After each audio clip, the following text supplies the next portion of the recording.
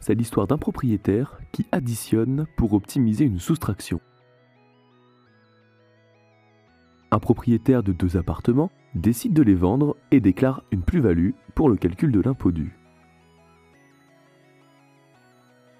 Pour calculer cette plus-value, il additionne le prix d'achat et le montant des travaux réalisés pour obtenir le prix de revient.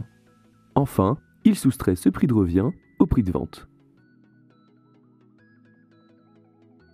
Mais l'administration remet en cause ces travaux après analyse des factures correspondantes, car celles-ci sont dépourvues de numéros adressés à une autre adresse que celle des logements en question et émises par l'entreprise personnelle du vendeur, qui a depuis cessé son activité à la suite d'un contrôle fiscal.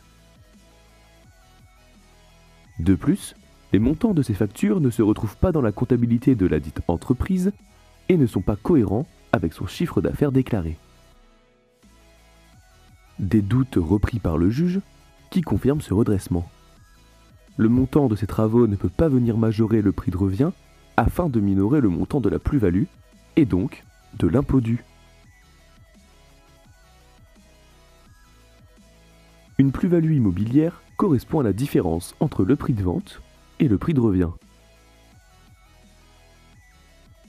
Il est possible d'optimiser, sous condition, le montant de cette plus-value en majorant le prix de revient des dépenses de construction, de reconstruction, d'agrandissement ou d'amélioration supportées par le vendeur et réalisées par une entreprise depuis l'achèvement de l'immeuble ou son acquisition si elle est postérieure.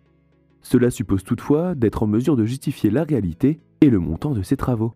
À défaut, il est possible de tenir compte d'un forfait travaux de 15% à la condition que l'immeuble soit vendu plus de 5 ans après son acquisition sans justification.